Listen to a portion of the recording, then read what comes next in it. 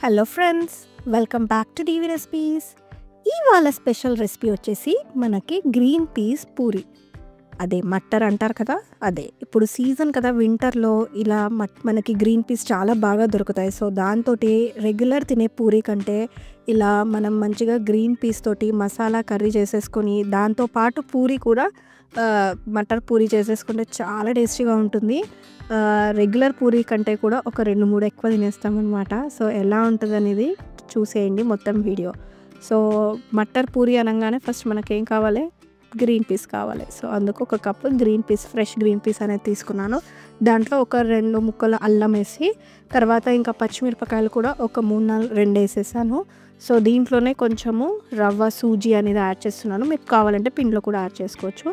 తర్వాత ఒక 1 tea spoon of జీలకర్ర, కొంచెం రుచికి సరిపడా సాల్ట్ కూడా వేసేసుకొని ఇదంతా కూడా మంచిగా పేస్ట్ చేసేసుకోండి. కావాలంటే లిటిల్ వాటర్ యాడ్ చేసేసుకొని పేస్ట్ చేసేసుకోవచ్చు. సో ఇక్కడ గోధుమ పిండి అనేది తీసుకున్నాను. గోధుమ పిండిలో కొంచెం మెంతి కూర లీవ్స్ అనేది యాడ్ చేయండి. ఇది కూడా చాలా టేస్టీగా వస్తుంది అనమాట, వీటిది ఫ్లేవర్.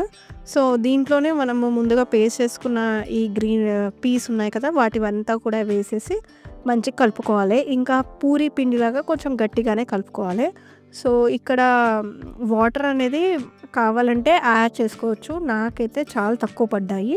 సో ఇక్కడ 1 టీ స్పూన్ ఆఫ్ ఆయిల్ అనేది యాడ్ చేసేసుకొని మూసేసి మనము మంచిగా దీనికంతా ఆయిల్ అంతా పట్టించేసేసి ఒక 10-15 మినిట్స్ మనం దీన్ని పక్కన పెట్టేసుకోవాలన్నమాట.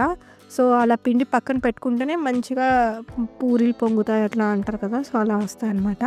సో ఇలా 10 మినిట్స్ పక్కకు పెట్టుకున్న పూరీని చిన్న చిన్న రౌండ్స్ చేసేసుకొని మీకు కావాల్సిన షేప్లో, అంటే సైజు షేప్ వచ్చేసి రౌండే ఉంటుంది. సో ఇలా పిండిని మొత్తం మనము పొడి పిండితో కానీ లేకుంటే ఆయిల్తో కానీ ఇలా ఒత్తుకోవచ్చు అనమాట. సో ఇది పూరీ సైజ్ అంతా చిన్న చిన్న షేప్స్ లాగా నేను ఇలా అన్నీ చేసి రెడీ పెట్టుకున్నాను. సో దీన్ని మనము వేడి వేడి ఆయిల్లో ఉంటుంది కదా, దాంట్లో వేసి ఫ్రై చేసేసుకోవడమే. సో దీంతో పాటుగా 2 సైడ్స్ మనం ఇలా రెడ్గా, కొంచెం లైట్ రెడ్గా అయ్యే వరకు వేయించేసుకుంటే సరిపోతుంది. లోపల మనకు మసాలా ఫ్లేవర్ తోటి చాలా బాగుంటుంది. సో దీంతో పాటు మనకి పన్నీర్ కర్రీ కానీ లేకుంటే ఆలు బటానా కర్రీ కానీ, ఎనీ రెడ్ కర్రీ ఉంటుంది కదా, దాంతో చాలా రుచిగా ఉంటాయి. ఉట్టిగా పిల్లలైతే ఉట్టిగా కూడా తినేసేయచ్చు, ఎందుకంటే మనం దాంట్లో అన్నీ వేసాం కదా, జీలకర్ర పచ్చిమిరపకాయలు అన్నీ ఉట్టి కూడా తినేయచ్చు. సో ఇలా రెడ్ కర్రీతో తింటే చాలా బాగుంటుంది. వీడియో కనుక నచ్చితే లైక్ చేయండి, షేర్ చేయండి, subscribe to DV recipes. Bye bye.